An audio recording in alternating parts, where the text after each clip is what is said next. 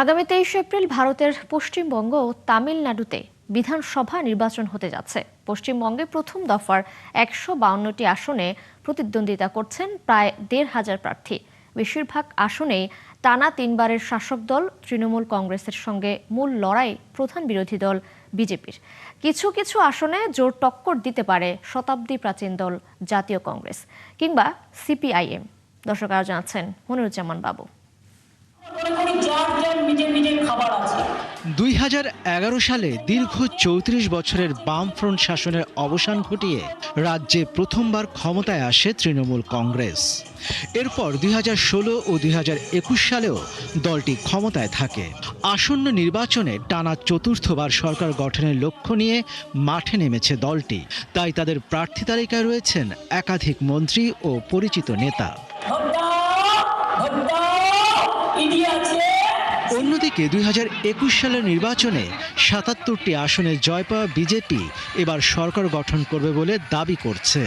বিভিন্ন জনমত জরিপে দলটির আসন সংখ্যা বাড়তে পারে বলে ইঙ্গিত মিলছে। ফলে বিজেপির প্রার্থী তালিকাতেও বর্তমান বিধায়ক ও পরিচিত মুখদের প্রাধান্য দেওয়া হয়েছে।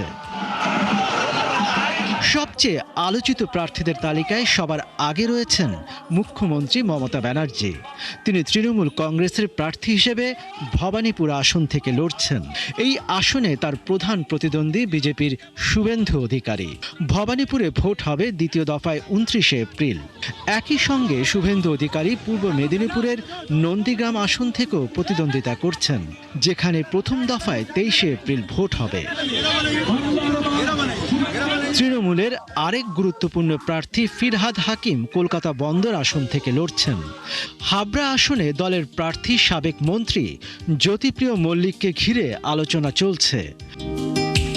খড়গপুর সদর আসনে বিজেপি নেতা দিলীপ ঘোষের বিপরীতে লড়ছেন তৃণমূলের প্রদীপ সরকার।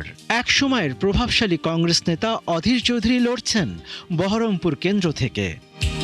এবার আলোচনায় এসেছে কোটিপতি প্রার্থীর তালিকা।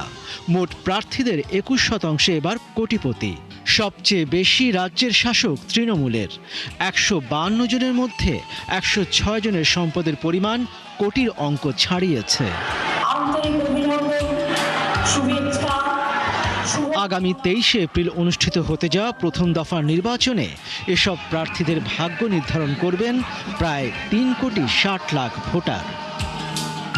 মনিরুজ্জামান বাবু, 71।